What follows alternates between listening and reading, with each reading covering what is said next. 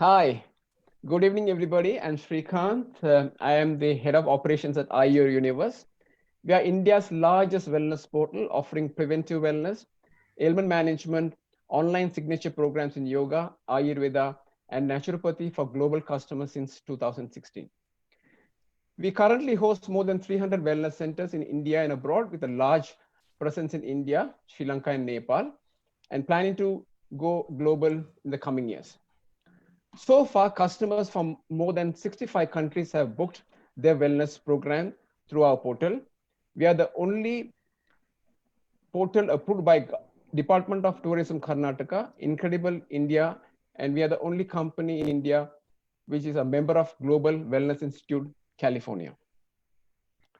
Today, we have a webinar in collaboration with Somadhiram Ayurveda Village on the topic prevention and management of obesity through Ayurveda. And I'm going to take a little bit more time to introduce Somadhiram because it's a very special place, the world's first Ayurveda resort founded by Mr. Baby Matthew in 1985. It's a novel idea of Ayurveda hospital in a resort ambience, first of its kind in the world. The essence and soul of Somadhiram is the ancient medical science of Ayurveda, yoga, and meditation.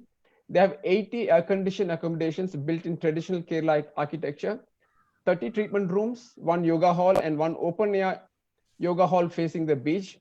The group has 42 Ayurveda doctors, 200 Ayurveda therapists. They manufacture their own Ayurveda medicine.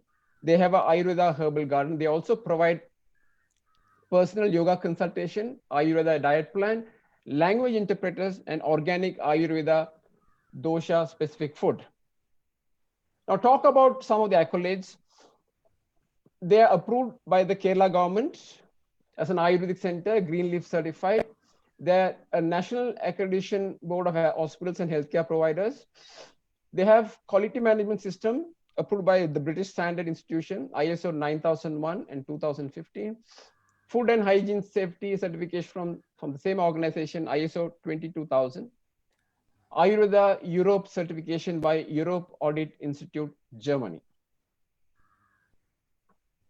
They have won the National Award from the Government of India 5 times, Hall of Fame honor from President of India.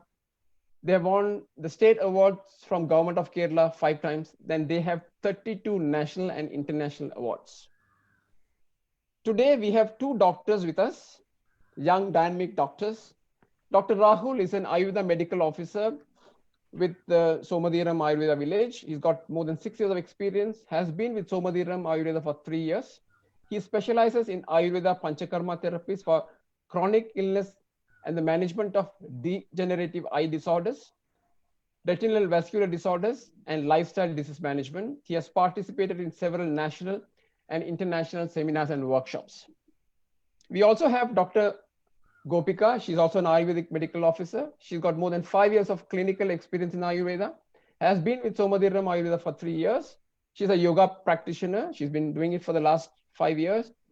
She's been a research intern at Central Council for Research in Ayurvedic Sciences in Kerala. She also has participated in several national and international seminars and workshops in Ayurveda and yoga. Welcome, both of you, Dr. Rahul and Dr. Gopika. Thank you. With that brief introduction, I have a lot of questions to ask you today. All right. So I have a lot of questions, and there are a lot of viewers who is watching this webinar live, and they will have questions, and I will also interpose those questions as the time permits. Okay, I have the first question to Dr. Gopika. Dr. Gopika, can you please let us know what is the difference between being obese and being overweight? Namaste and Ayurveda greetings to one and all. I'm Dr. Gopika from Somadhiram Ayurveda Group. First of all, I would like to thank Mr. Srikanth and Ayur Universe for giving me an opportunity to talk in this platform. So today our topic of discussion is about obesity and its management in Ayurveda. So obesity is truly a relevant topic nowadays to discuss with, as it is not just a cosmetic consideration, but it is a serious issue that can lead to various medical complications as well. So Ayurveda can do wonder when it comes to obesity, to manage obesity. So the peculiarity of this traditional Indian origin science, Ayurveda, is that it is not just for curing a disease, but for maintaining the health of a healthy person as well. So Ayurveda suggests various methods in the forms of treatments, diet, and yoga to stay healthy and to remain healthy. So we are looking forward to discuss that things with you. So about the question that is being overweight or obese, what is the difference between being overweight or obese? Actually, both these terms are used for having more body fat. They are used to represent the person for having more body fat than what is considered healthy.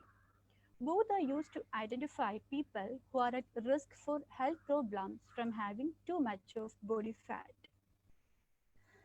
So, actually, this overweight is a state between normal weight and obesity. It is actually a transition stage from normal weight to obesity. That means overweight person is soon to be obese individual if he or she doesn't control his diets or activities. So we can define both them as obesity is a medical condition in which excess generalized deposition and storage of body fat occurs in an individual, which is having a negative effect on his or her health. Whereas being obese or overweight is a condition where the person weighs more than what is considered normal for that height, age, and sex. So this is a common difference while it comes to define the obesity and being overweight. Now I will tell you a calculatory method to define whether a person is obese or a person is overweight. Here comes the word body mass index, that is BMI. We all know that BMI is a common word that we come across when we talk about obesity. BMI is the body mass index. So it is calculated by a person's weight in kilogram divided by a person's height in meter square. So when we divide the person weight and height, we'll got a value, and that value defines if a person is healthy, if a person is obese, or whether a person is overweight. So if the BMI value lies between 18.5 to 24.9, that says the person is having apt weight, that is actual weight needed for his weight, height, and sex. If the BMI value is the range of BMI value is between 25 to 29.9, that person is called overweight.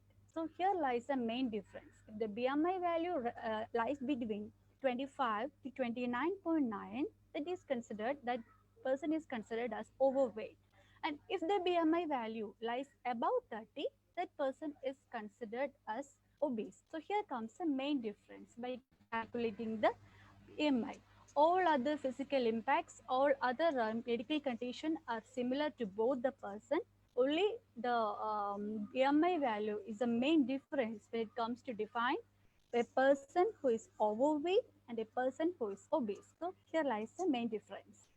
I think you have got a clear idea. Yeah. Thank you, Dr. Gopika. So what I understood is obesity is a medical condition when somebody has excess fat, which can negatively impact the health. And overweight is about more weight based on the ideal age, gender, and height, and it's measured in terms of BMI. And you also mentioned what is the ideal weight. If somebody's ideal weight, the BMI should be range and overweight. Okay, so I have a follow-up question. Maybe I should, I need to invite Dr. Rahul into the conversation. Dr. Rahul, can you please tell us, as per Ayurveda, you have to unmute your mic before you answer. As per Ayurveda, what is the ideal weight for an individual to be termed obese? Namaste. As Dr. Gopika has already said about obesity, now we can switch on to Ayurvedic way of obesity. So according to Ayurveda, obesity can be correlated to staulia. That is, excessive increase in the muscle tissues and adipose tissues. So in Sanskrit term, we are using as Medo Mamsa Adivritada. That means there is excessive increase in the medas, that is adipose tissue, mamsa, that is muscle tissues, which leads to the flabbiness of hips, abdomen, and breast. So in Sanskrit, we are using it as spik, udara, sthana, ayado. That means there will be flabbiness in the spik, that is hips, udara, that is abdomen, and breast, which is sthana. So according to Ayurveda, this Staulya can be classified into three main divisions. First is Hina Staulya, that is overweight. Here, it is defined as the obesity which is occurred within 1 year. So according to modern science concept, if BMI value comes in between 25 to 29.9, then we can say that he is Hina Staulya, that is overweight. Now coming back to Madhyama Staulya, that is obesity class 1 and 2. Here it is defined as the obesity that is occurred actually within 1 to 5 years. So according to modern science concept, we can categorize this type of Madhyama Staulya into if BMI comes in between 30 to 34.9. Now third category is Adhistaulya, that is obesity class 2 and 3. Here we can say that if the obesity which is occurred for more than 5 years. So according to modern science, we can say that if BMI is ranges between 35 and above, we can say that it is Adhistaulya. Now, coming back to according to Ayurveda, what exactly is the ideal weight for an individual to be termed as obese? See, Ayurvedic approach is always based on the fact that you have to take a really a realistic look at your body type and revamping the entire digestive as well as metabolic process. For example, according to Ayurveda, both overweight as well as underweight are due to the imbalance of three doshas, namely Vata, Pitta, and Kapha. See, this can happen irrespective of actually how much or how little the food you eat, and improper digestion or improper metabolism due to the excessive kapha or ama, that is the toxin, is the root cause for both overweight as well as underweight. So here we can know that obesity can also be found in people with other two doshas also. For example, people with Vata and Pitta doshas, they can also suffer from poor digestion. If their digestive fire is very low, so as a result, what happens? The food isn't processed properly, and that in turn can result in weight gain in those persons. So we can say that those persons also subjected to obesity. And for people with Vata dosha, the main problem is that of underweight rather than overweight, because they cannot absorb the nutrients properly. However, they can still become overweight when imbalanced. That is, if they attempt to eat sweet, oily food in an attempt to calm their vada nature. So overall, we can say that when body's metabolism is very low, that is energy, that is mainly food or carbohydrates, they do not get metabolized. Instead, what they do is that they get stored as a visceral fat, which influences our weight gain. So through proper Panchakarma treatments, we can correct it by eliminating the excess meda or adipose tissue. So in this way, through Ayurveda, we can manage the weight loss and we can manage what exactly is ideal weight. Thank you. Thank you, doctor. It's a great explanation. I'll just come back because I have a question on what are the treatments required for Okay. weight loss. Okay. I have this question I'm going to ask Gopika because she comes from a background of yogic practitioner. Dr. Gopika, can you tell us what are the repercussions of obesity on the physical, mental, emotional, and social aspects of an individual? Yes, sure. This obesity has truly a great impact on a person's physical, mental, emotional, and social aspect. So first of all, let me divide this question into two parts. The first part being the physical impact, and then the more, emotional, mental, and social impact. So coming to the physical impact, the obesity can lead to a series of medical emergencies in a person's health. Some of the common diseases a person experiences after being diagnosed as obese are: the first one is the blood pressure. Blood pressure is the most common disease associated with obesity. Almost 3 out of 4 hypertension causes is due to obesity, because we all know that the obese person is loaded with extra fat in his body. So this extra fat tissue in the body requires more oxygen and nutrients. So the heart must even work harder to pump blood around the body, resulting in hypertension or high blood pressure. And the next most common disease is the heart disease. Heart disease is more prevalent in people with obesity. Over time, these fatty deposits in an obese person accumulate in the arteries that supply blood to heart, causing a heart attack and even leads to stroke also. And the next disease is the diabetes, and that too type 2 diabetes. Type 2 diabetes is also most common in obese people. It is due to the high insulin resistance in their body. These obese people are about 10 times more likely to get affected with this type 2 diabetes. This type 2 diabetes even can lead to another disease complications like nephropathy, neuropathy, retinopathy, and even circulatory defects. Even go for amputation like procedures due to this hard to heal wounds. And then comes the most common ailment from the respiratory system. We all see that the respiratory disease, the obese persons are affected with the respiratory symptoms like breathlessness, obstructive sleep apnea, and all.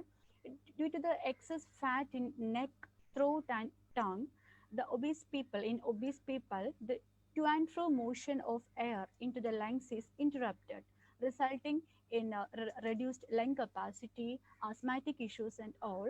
And even they are more prone to respiratory infections as well. So they are more prone to any type of respiratory ailments due to the fat tissue around their neck and all. And the next one is the GERD. GERD means the gastroesophageal reflux disease. This disease is due to the excess fat which is present in the alimentary tract of an obese person.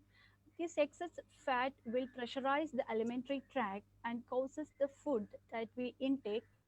This food will come backwards into the esophageal tract. So the person will experiencing acid reflux, heartburn like symptoms. So these are the most common physical impact a person can experience when he or she is having obese. So coming to the mental, emotional, and social aspect. So actually, not so long ago, it was normally believed that this overweight and obese people were anxious, depressed, and under stress. But in the present scenario, when almost everyone seems to be getting heavier, and obesity is not just a big deal, and it's not a personal emotional problem as well. So obese people are equally or rather more active than those with normal BMI. They are good at creating social relationship as well. They are serving even high positions in the society also. So scientists even create a hypothesis called Jolie fat hypothesis to capture the idea of the association between being overweight and being happy. When in a study, they found that an overweight middle-aged population reported low levels of anxiety and depression. So they're not so much emotionally or mentally affected. So that's the main point about this Jolly fat hypothesis. uh, but yes, of course, in combination with some hormonal issue, the person may experience lack of interest in work, some sort of depression, mood swings, and all, because we all know that hormones play a well role in obesity. So if the hormones are affected by affecting the hypothalamo pituitary axis, some hormonal diseases will take place that in turn badly affect their mental emotional health. So hormonal disturbances may lead to this emotional, social, and mental disturbances. So these are the impact of obesity on a person's physical, mental, and emotional aspect. Okay, so what I heard, what you said is physically it can impact your blood pressure, Yes. can create heart disease, type B, type 2 Type 2 diabetes, diabetes. breathlessness, sleep apnea, and respiratory illness. And also you spoke about the gastroesophageal tract getting Yes, yes. disturbed. And one thing that you said, the jolly fat hypothesis. I mean, you also said that obese people need not be inactive. I mean, they can be obese, however, they can be also active than the normal people. Yes. And emotionally, they may have depression and mood swing issues. Okay, that's good information. My takeaway from this is the jolly fat hypothesis. Okay, Dr. Rahul, I'm just Yeah. coming back to you. Now, can you please tell us how does obesity hamper the optimal functional of endocrine glands? Okay. A- And what are the related disorders to watch out for? Okay. See, obesity can be associated with several endocrine disorders. They're mainly arising due to changes happening in the hypothalamus as well as pituitary hormonal axis. So mainly due to the changes of hormonal present in the hypothalamus, which also leads to atropic changes in the brain. That means loss of brain cells called neurons, so that they will destroy the connection, which helps the cells to communicate each other. And the reduced brain volumes actually, they are also associated with increase in the BMI of patient. That is that is a concerning issue actually. But evidence suggests that this can be reversible. How? It means that if exercise and improved cardiovascular fitness, they may reverse some of the obesity-related brain atrophy. For example, better fitness helps in increasing your brain volume. And if you walk for about 40 minutes in 3 days a week, actually, it shows tremendous increase in the volume of the brain. And increased cardiovascular fitness actually improves blood circulation, and it reduces the vascular injury, which is also secondary to obesity.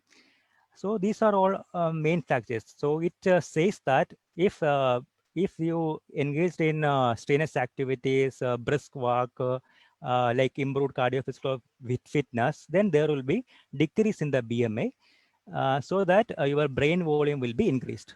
Now coming back to the various endocrinal disorders, that is your second question actually. Some of the endocrinal disorders due to obesity are hypothyroidism, we can say, hypogonadism, we can say, Cushing's disease, and growth hormone deficiency. So coming back to what exactly is hypothyroidism, it is a condition in which thyroid gland, they do not produce certain hormones. We all know that thyroid gland is positioned at our back of the neck, which is responsible for producing T3, T4, and calcitonin hormones. And they are also responsible for metabolism. And if these hormones are underproduced, it leads to hypothyroidism, which is associated with the weight gain. So you can prevent it by consuming iodized salts, vitamin D, well-cooked food, consuming the food which contains maximum sin quantity like seafood, shellfish, all the most of the uh, seafood like lobster, etc. And coming back to the hypogonadism, it is a second disorder. It is a condition in which there will be production of testosterone that is responsible for production of testes in males, and estrogen that is mainly responsible for production of ovaries in females. These two are inhibited. So this is the hypogonadism. The main causes of hypogonadism are autoimmune disorders as well as genetic disorders. So in autoimmune disorders means it is an autoimmune disease where the immune system of your body mistakenly attacks your body, such as Addison's disease. So it's a disease where it accidentally affect the adrenal gland. It's a gland which is located at the top of your each kidney, which leads to the deficiency of hormone like cortisone, aldosterone. And thing is that if you are having too little cortisone, it can affect the way your body uses and stores sugar and carbohydrates. And similarly, the deficiency of aldosterone will cause sodium loss and excess potassium in the blood, which is also danger situation. And coming back to the genetic disorders, mainly due to hypogonadism, are Klinefelter syndrome and Turner syndrome. So coming back to Klinefelter syndrome, we all know that human beings consist of 23 pairs of chromosomes, that is 46 number of chromosomes, and male chromosomes are XY and female chromosomes are XX. And if there is an additional X chromosomes in males, that is XY becomes XXY, it leads to Klinefelter syndrome. And it leads to infertility, and the person or the male who is having Klinefelter syndrome will be short lifespan. And coming back to Turner syndrome, we know that female chromosomes are XX. So missing the one chromosomes in females mainly leads to the failure of developing the ovaries, and the females will be short stature, and there will be more prolonged heart defect, and that leads to the Turner syndrome. And now we are moving to the third endocrinological disorder, that is Cushing syndrome. See, it occurs when our body is exposed to high levels of cortisol over a long period of time. The hallmark signs of this disease is there is a fatty hump between the shoulders and a rounded face. Pink or purple stretch marks are seen on the skin, which results in high BP and even bone loss. So women who is having this disease, this Cushing syndrome, are more visible body hairs or having more facial hairs. So men will be decreased libido, decreased fertility, and they will be having erectile dysfunction. And coming back to the fourth disorder, that is growth hormone deficiency. So it is also called as dwarfism. It's the most common disorder actually. It is a condition which is caused by insufficient amount of growth hormones in the body. So that results in abnormal stature with the normal body proportions.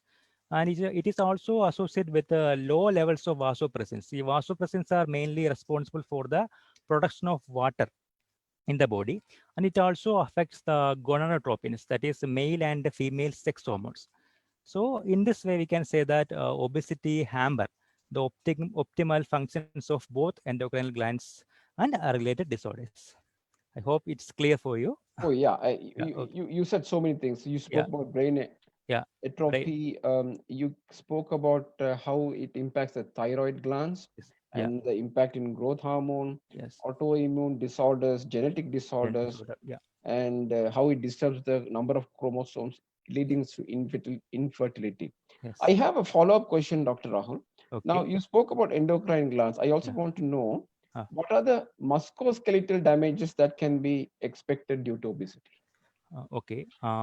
See, several modern studies actually have confirmed that obesity can affect following musculoskeletal disorders. That means if there is based on BMI, if there is increase in the BMI, then it will have a positive impact on the musculoskeletal diseases. For example, osteoarthritis. We all know that it is the most common form of arthritis, which is the leading cause of chronic disability among mostly elderly people. So obesity is a risk factor for developmental as well as progression of that is tibiofemoral knee. That means obesity stresses very negatively on weight-bearing joint, and it causes osteoarthritis, mainly osteoarthritis of knee in elderly people. So it can be seen both in symptomatic as well as in radiographically. And coming back to the second musculoskeletal damage, we can say low back pain. See, low back pain mainly due to degenerative disc disease of lumbar spine and spinal canal stenosis, that is narrowing of the spinal canal, are affecting due to obesity. So compared to non-obese patients, obese patients were likely to have more radicular pain, more with more neurological sign. And studies have also found that if a person undergoes bariatric surgery for weight loss, then their low back pain has considerably decreased. So that is also a plus point actually for going for bariatric surgery. And then coming back to the third disorder, that is, we can say DISH, DISH, that is a diffuse idiopathic skeletal hyperostosis. Actually, it is a chronic age-related condition where a new bone growth is seen at the enthesis. Enthesis means this is a connective tissue between tendon and a bone. So there will be a new bone growth actually, and it affects many skeletal structures, typically the thoracic spine, and it's also associated with obesity. Now coming back to gait disturbances, that means obesity, increase in obesity and increase in BMI will also affect the gait disturbance, that is style of our walk. So impairment of normal back, that means unable to walk in a usual way. Flattening of the foot arches. We all normally know that there will be a slight curving in the foot actually. So due to fat deposition or due to obesity, that loses the gentle curving arch. And now number three is the pronation of the ankles. Actually, that means the pronation occurs when the ankle bone is called talus. It turns inward and the foot which turns outwards. So that is the pronation of the ankles. So these three are mainly related with the gait disturbances. Now coming back to the soft tissue complaints. What are the soft tissue complaints? Like obesity plays a very important role in pain in the neck, pain in the shoulder, elbow, wrist joint, foot joint. For example, we can say carpal tunnel syndrome. It's a very, very common nowadays. It causes, there is a pain and tingling and numbness in your hand, and which results in pressure on the median nerve of your wrist joint. And plantar fasciitis, it is also a common soft tissue disorder of foot, and there will be a chronic heel pain actually when you walk. Actually, it is mainly due to obesity. And in addition to this, we can say that there is also a relationship between obesity and shoulder repair surgery. So, for example, the surgery for rotatory cuff, that's it's very, very helpful in movement of your shoulders and other conditions, and suggesting that if there is increase in the BMI, there is always a risk of factor for rotator cuff tendinitis and related condition. And also risk factor for trochanter bursitis. It's a frequent cause of lateral hip pain in most of the old aged people as well as elderly people. And coming back to osteoporosis, this is a very controversial point actually, because condition, it's a osteoporosis is a condition where bone becomes weak and brittle.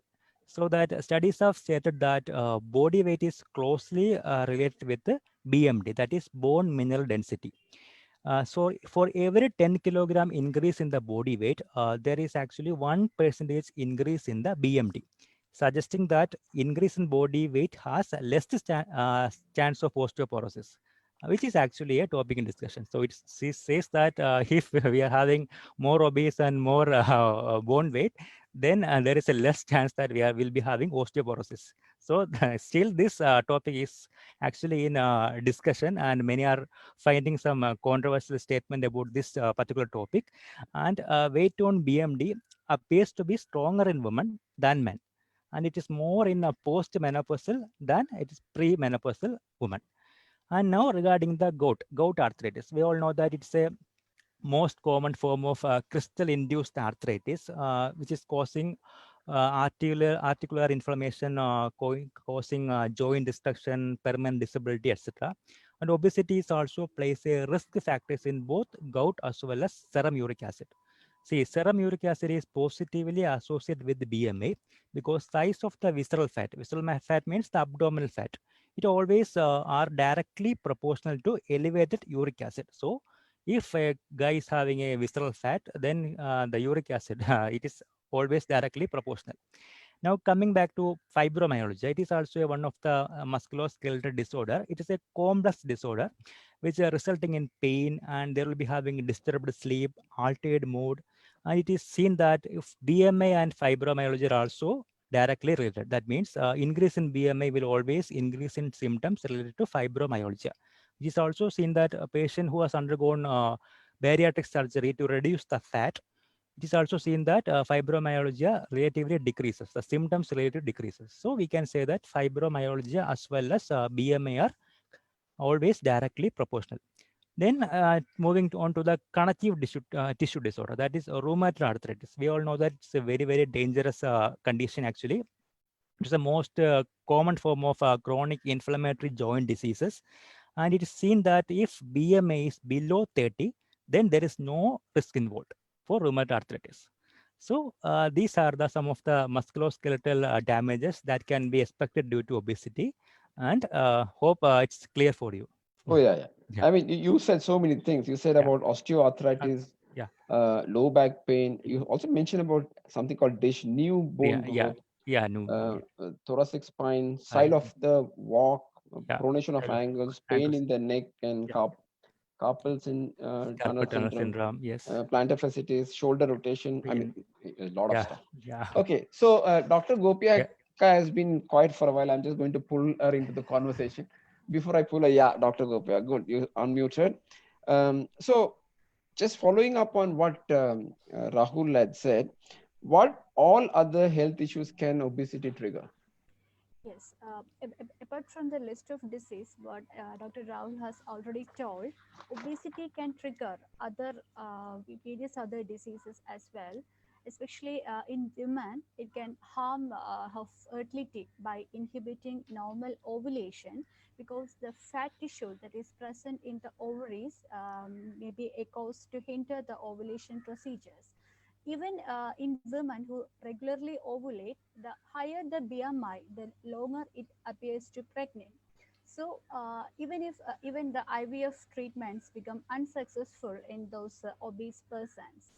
So when it comes to pregnancy, even if women get pregnant, there are a lot of risk in association with obesity.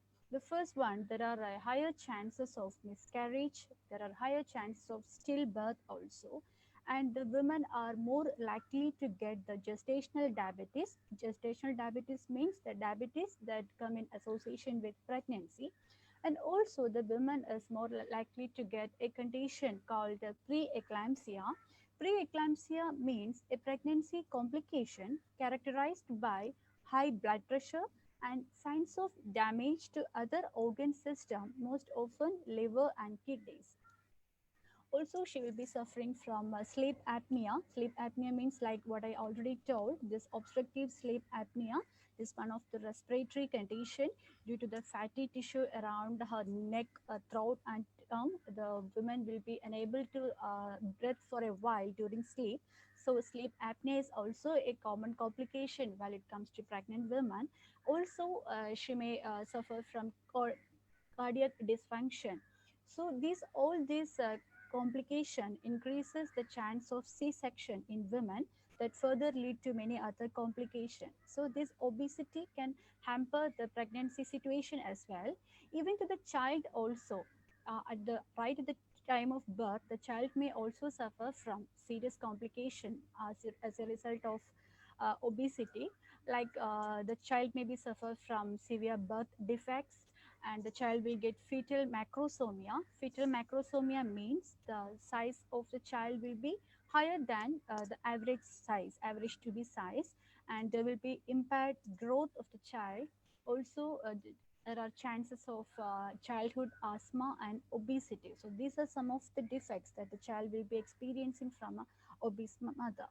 So another most common condition is a cancer.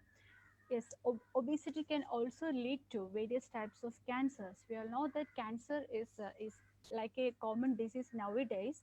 So the obesity can cause cancer also. Obesity has been associated with an increased risk of esophageal cancer, pancreatic cancer, colorectal cancer, breast cancer, especially in postmenopausal women, then endometrial cancer, the cancer which occurs in uterus, then kidney cancer, thyroid, liver cancer as well. It may also lead to increased cancer related mortality when it comes to obese person. So the fat cells or adipocytes itself may also have effect on certain tumor growth regulation also. They will affect positively on the formation of cancer cells. And then comes the liver disease. Obese people are often affected with a variety of liver disease. Liver disease means in people with obesity can develop a liver disease called fatty liver disease or NASH. NASH means non-alcoholic steatohepatitis. It is a liver disease that occur in person who is non-alcoholic.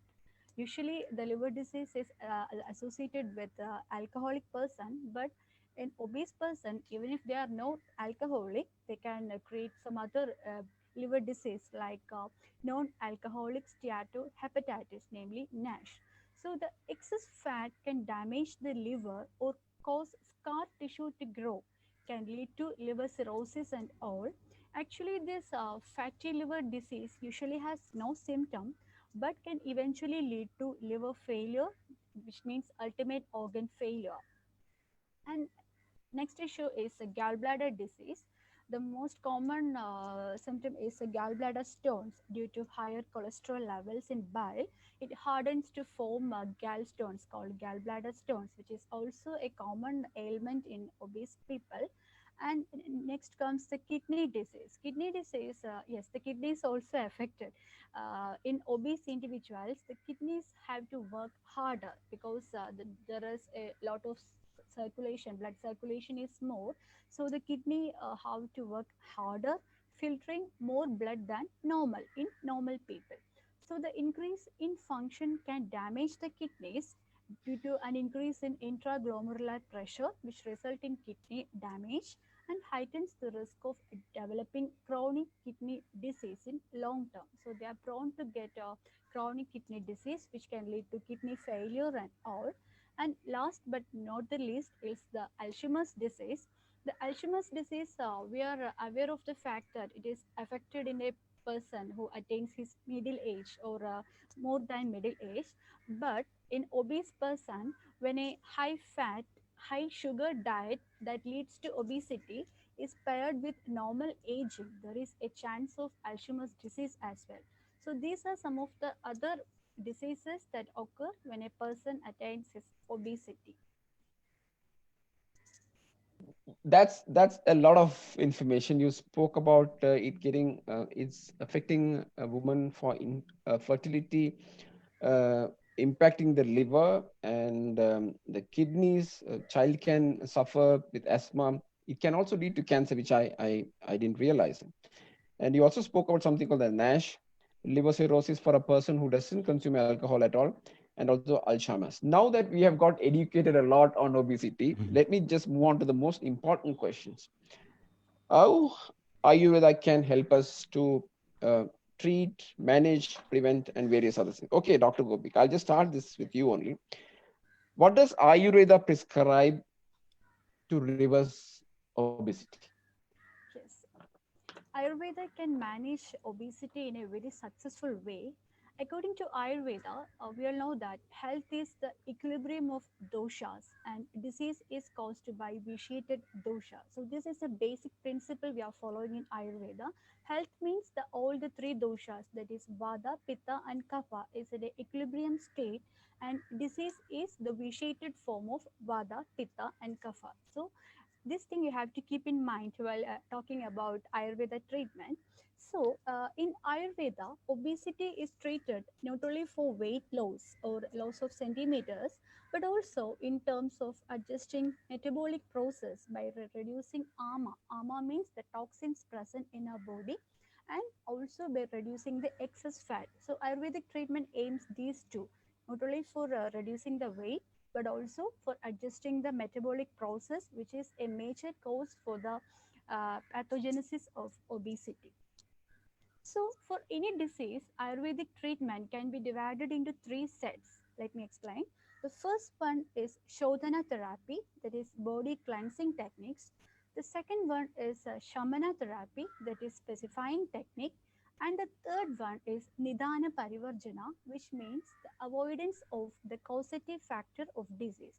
So, these are the three steps that we are following in treating any disease in Ayurveda. Let me explain one by one. The first one is the Shodhana therapy, that is body purifying techniques. Here comes the term Panchakarma. All of you may aware about the term Panchakarma. Panchakarma means the 5 cleansing therapies that we are administering in Ayurveda. Let me define what is a body purifying techniques or what a body purifying technique do to our body.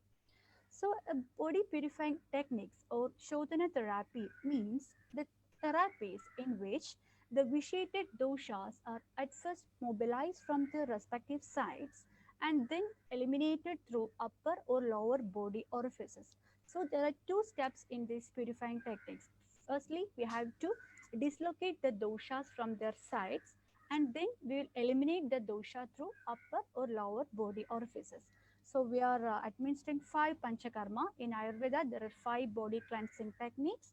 The first one is Vamana, that is emesis. The second one is Virejana, that is purgation. The third one is Vasti, that is enema.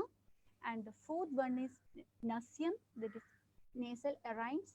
And finally, the Rakta Mokshana or bloodletting. So, depending on the patient's condition, we will administer the panchakarma, either one or two or three. It all depends on the patient's health condition, patient's healthy state as well. So, for doing the panchakarma, we need to prepare our body. So, I already told that there are two steps in panchakarma. Firstly, we have to dislocate the doshas and then we will eliminate. So, for dislocation procedures, we will administer some techniques in Ayurveda, and that is called pre-purificatory procedures. That is, we are going to prepare the body for doing panchakarma, and the pre-purification procedures includes snehana. Snehana means oleation. Oleation means we will administer oil internally as well as externally. Internally, we will do some this oil massage or oil application throughout the body externally, and that internally we will give some ghee like preparation or oil like preparation. All these aim to bring the dislocated doshas from the sides to the alimentary tract, then only we can eliminate the dosha. So this is the first thing, the snehana or oleation. And along with this, we'll administer svedana. Svedana means fermentation procedures, that is various sweating techniques. Various sweating techniques we are administering in Ayurveda is also aimed to dislocate the doshas from their sites to the alimentary tract. So these are the pre-purificatory procedures we are administering. After the doshas attain their position in the alimentary tract, we will eliminate the doshas through the upper or lower body orifices through various panchakarma techniques. So this is about the samshodhana technique or the body cleansing techniques. Then the next technique, that is the samshamana technique or body pacification technique. Let me define what a body pacification technique. It is defined as the technique which does not do shodhana or which does not do elimination of dosha, which not disturbing the equilibrium of balanced dosha, but it simultaneously bring back the imbalanced dosha into a balanced state. This is the aim of shamana or pacification technique. It just simply balance the imbalanced doshas. It won't eliminate the dosha outside the body. It just specify the dosha. This is what samshamana therapy done. So this samshamana or pacification technique include various procedures like lenkana. Lenkana means fasting. Then amapachana. Amapachana means toxin digestion. We are know that this obese person are loaded with lot of toxins in their body, so we need to digest that toxins in order to get the effective treatment. So amapachana, and then we will prescribe some heavy and non-nourishing diet items like honey, salads, etc., which is easy to digest and also to correct the metabolism. And in this stage also, we will prescribe some physical exercise or mental work also recommended in this stage. So this is a stage where various drugs having so many properties which is suitable for reducing the fat is administered. That is the properties that we keep in mind while selecting for obese person. That is, the drug should possess guru property, that is heavy. The drug should possess abatarpana property, that means it possesses reduction property, and also the two dosha, that is vada and kapha, pacifying property. So a drug should possess all these property to work effectively against obesity. Example, honey. Honey is a best drug of choice when it comes to treat obesity. So in this Sanshamana step, we correct the acne also, because obesity is related to defect in metabolism. A person's metabolism is affected when it comes to obesity. So we need to correct the acne for getting the effective result of the treatment. So for correcting the acne, we will administer various Deepana Pachana property drugs. Deepana Pachana means the drugs possessing digestive and carminative activities. So we will administer these type of drugs in this step. And also in the pathogenesis of obesity, there is an obstruction of channels which hinders the transformation stages. So all the channels are blocked in an obese person. All the macro and micro channels are blocked. So in order to remove the blockage of channels, we need to administer that Sroto Vishodhana drugs. Sroto Vishodhana drugs means the drugs which clears the srotas, which clears the Srota passages. The passages is called the Srota Vishodhana drugs. So we need to take care that we need to administer these drugs having this much quality, Deepana, Pachana, Sroto Vishodhana properties and all. And also while choosing drugs, the taste of drug also plays a vital role. We will choose drugs having pungent, bitter and astringent. This pungent, bitter and astringent taste drugs when it comes to obesity. And Ayurveda also tell us when and why should when the medicine to be administered for an obese person. It is Ayurveda emphasize on Pragbhakta Kala. Pragbhakta Kala means the person needs to get the medicine before food. Then only it will act properly on the digestive system as well. So the every medicine for obesity need to take before food for its effective action. And then comes the final technique, that is the Nidana Parivarjana. Nidana Parivarjana means avoidance of causative factor of disease. So, as we all know that disease is caused by various causative factors in the form of diet, in the form of activities and all. So, in this step, we recommend the patient to avoid the causative factors. What all causes is caused by the disease? We need to avoid that factors in order to getting rid of this disease, and also in order to get the effectiveness of this treatment as well. So, this is the way Ayurveda treat obesity in 3 different effective steps. Yeah, thank you, Gokya. So what I heard is it's of course imbalance of doshas is what is leading to obesity, and when you go through the Ayurveda treatment, it's about weight loss, inch loss, reduce the ama. You mentioned about reducing toxins and increasing the metabolism. That is making the Agni effective. Three different stages: body cleansing, which is Shodhana; body specification, which is Shamana; and you also spoke about avoidance of disorders. Now, Dr. Rahul has been quiet for a long time. I'm going to pull him into the discussion. So, Dr. Rahul, I'm going to mute Dr. Gopia. Dr. Rahul, can you just go a little deep and tell us, Dr. Gopika spoke about the Panchakarma therapies. Can you just go a little deep and let us know what can help reverse obesity by Panchakarma therapies? Okay. See, as Dr. Gopika has already given a very detailed explanation regarding the treatment principles of Ayurveda.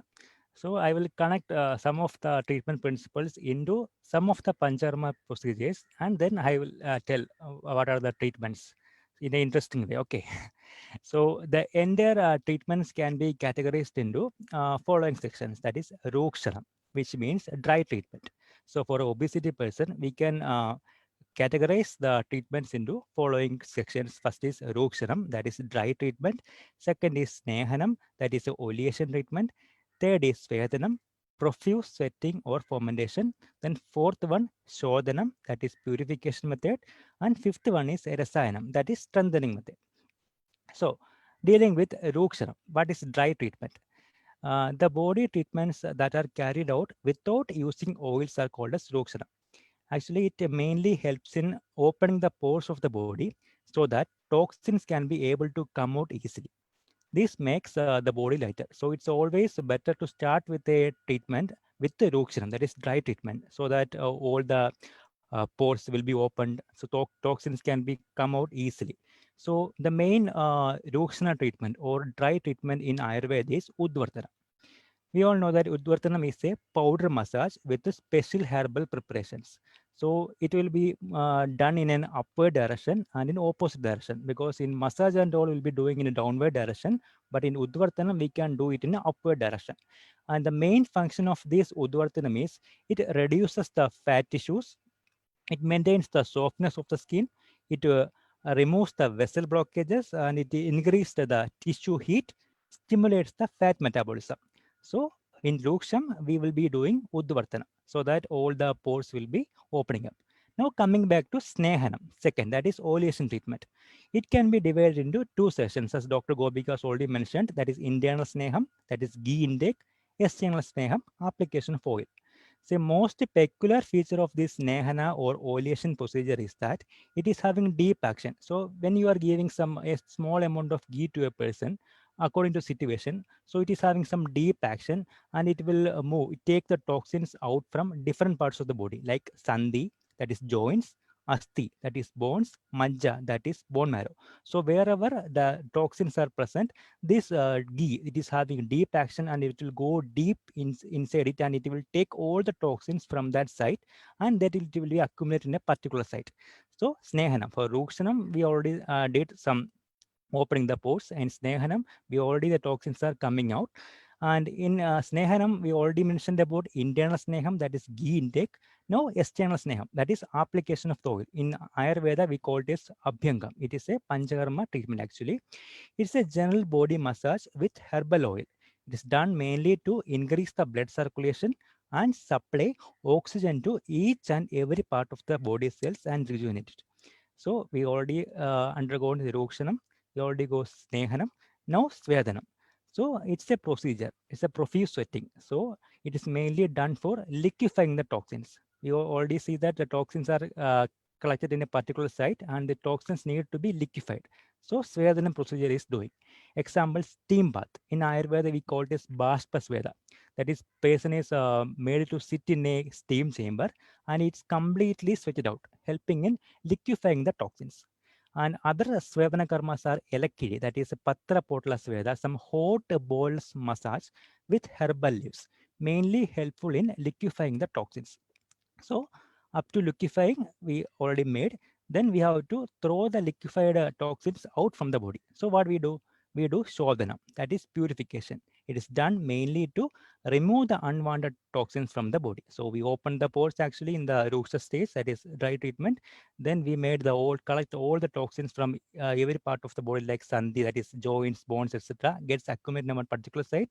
Then after Svedana, it liquefied this, and after Shodhana, it should be gone out, thrown out from the body. That is, it's remove the unwanted toxins from the body.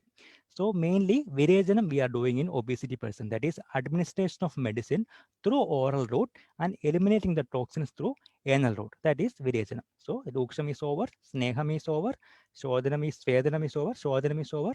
Now coming back to Rasayanam, that is strengthening treatment.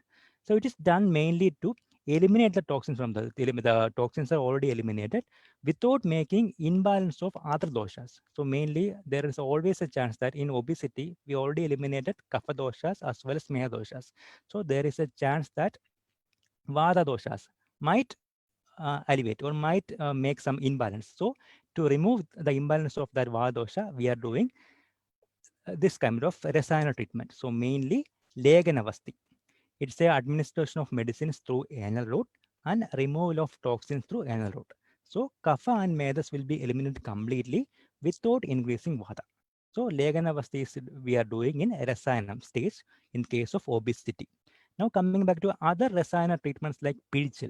It's a pouring of a liquid oil all over the body done to elevate the vata, pitta and kapha along with reducing the medo dhatu, that is excessive fat deposition, by increasing the medo agni, that is metabolism. Now coming back to Nasyam, it is an administration of oral medicines through nasal route and also done to elevate vata, pitta and kapha.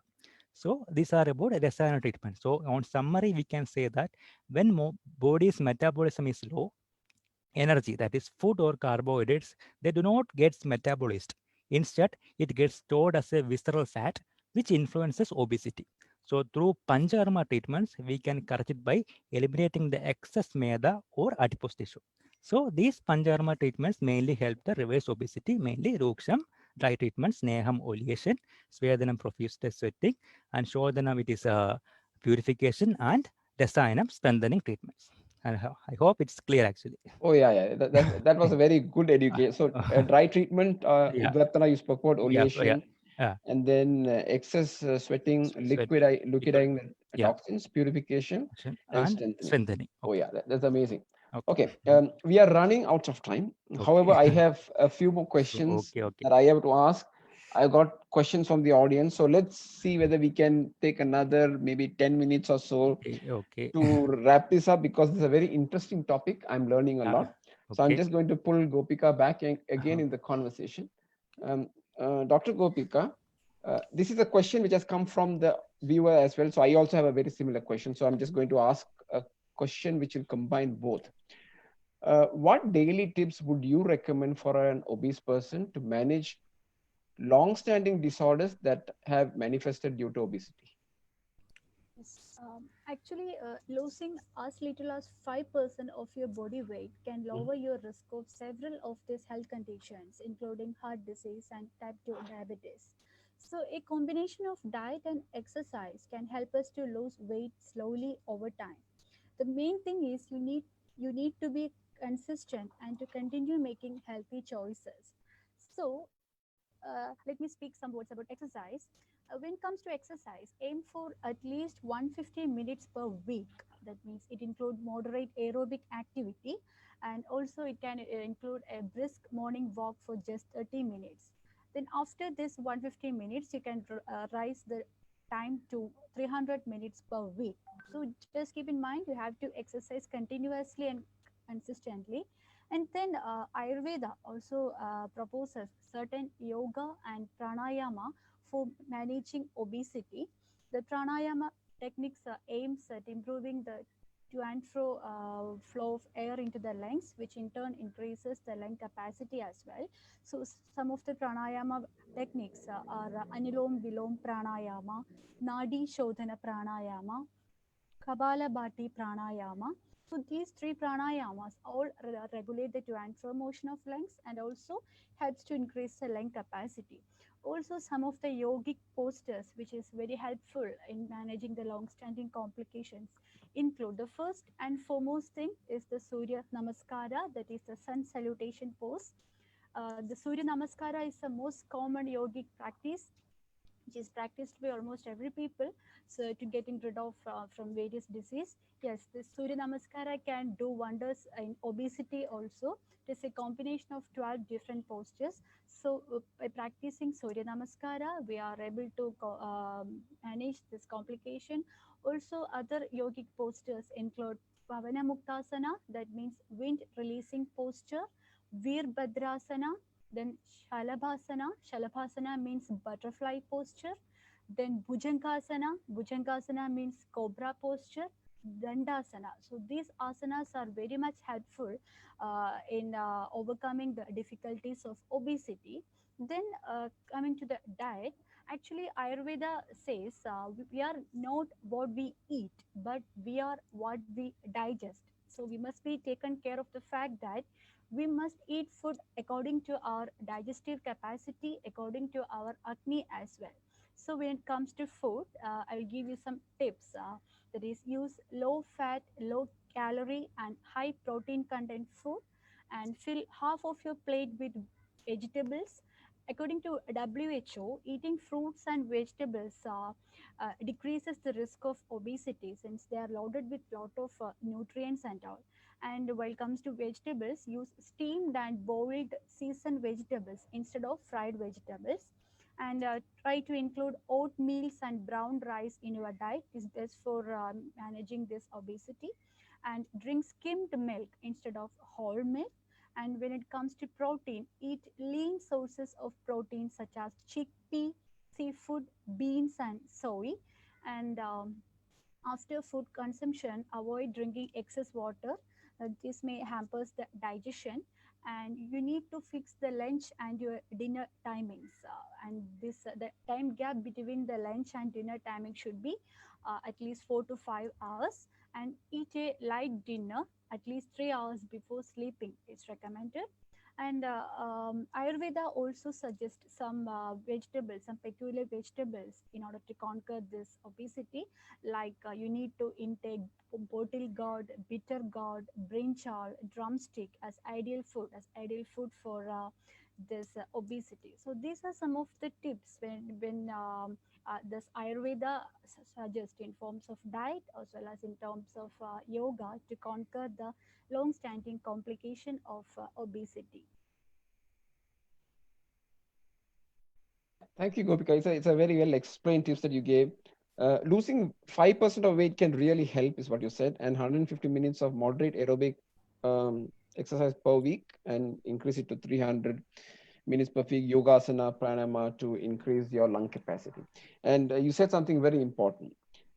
We are not what we eat, we are what we digest. That's a good one.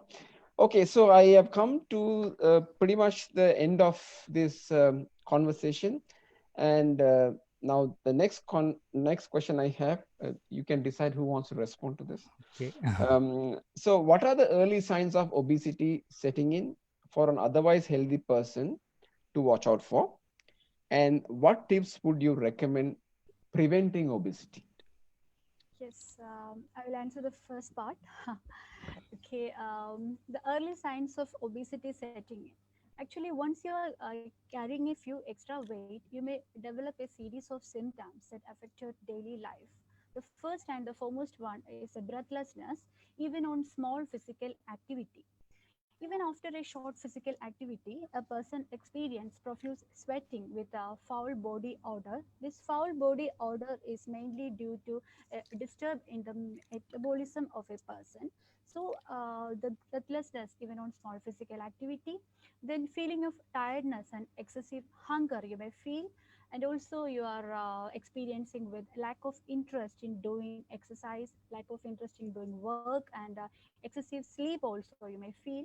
And the most common one is the aching knees, because we all know that the knee joint and ankle joint are the weight bearing joints. The excess weight put extra pressure on weight bearing joints like knee and ankle.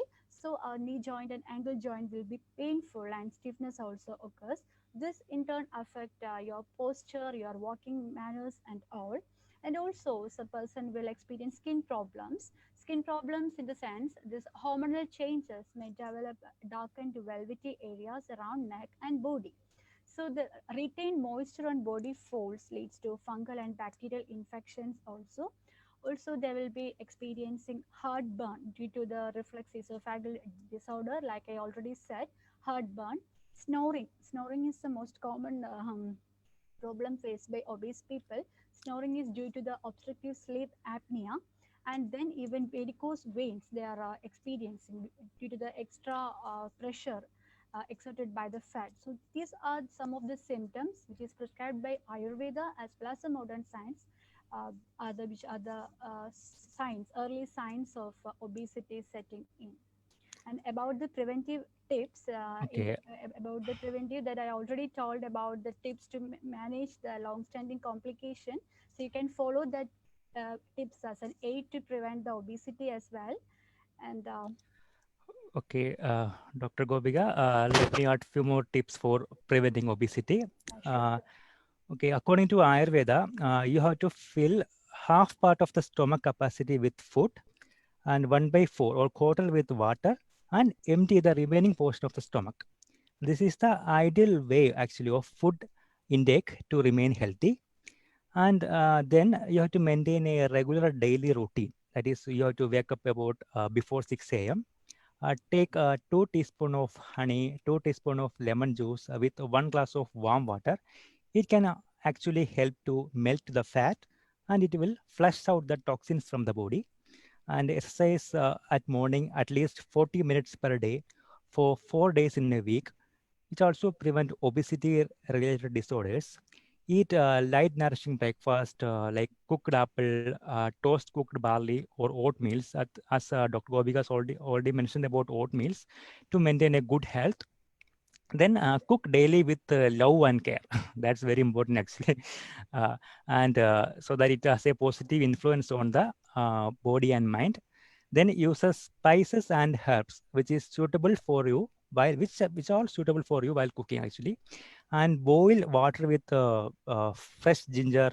Drink frequently throughout the day, because ginger is having loaded with lots of antioxidants, and it helps to prevent stress and heart disease.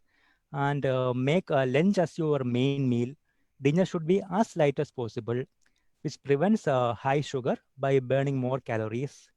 And for dinner, you have to eat light. That means one dish meals or vegetables, or you have to use lentil soups actually. And do not sleep for the day. And then you have to avoid eating late at night. Eat only after digesting the previous meal, because nowadays not all are not doing this actually. And eat only when you are hungry, and find out correct quantity of you. And keep the regular timing of meal. That eat mindfully. Concentrate on food what you are eating actually, and don't divide your attention by reading, working, or watching TV while you are eating. And take a walk after meal. It's actually good. And replace caffeinated and carbonated beverages with pure herbal drinks. And fasting 1 day in a week is actually a good option. So you have to keep all these tips in mind, and definitely the obesity will reverse and you will be healthy forever. Thank you. Thank you. So it was a good learning. Dr. Gopika said about the early signs: breathlessness, heartburn, snoring, varicose veins. I didn't know about that. And Dr. Rahul, you said some tips: fill your stomach with 50% of food.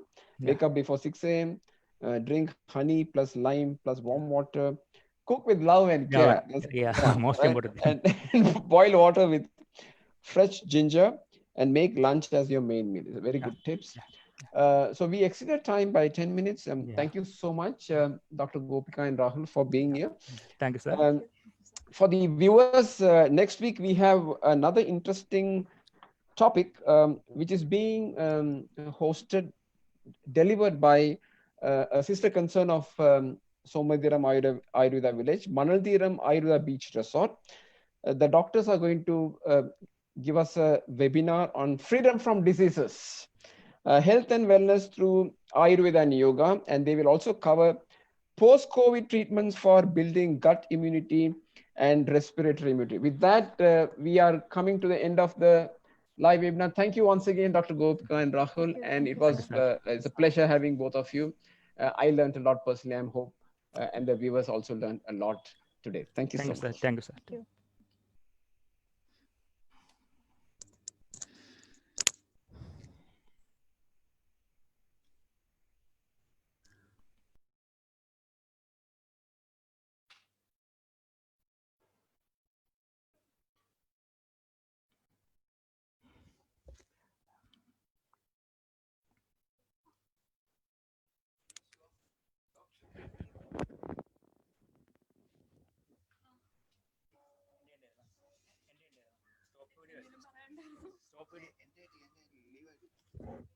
ഞാൻ leave meeting കൊടുത്തേ ഞാൻ leave meeting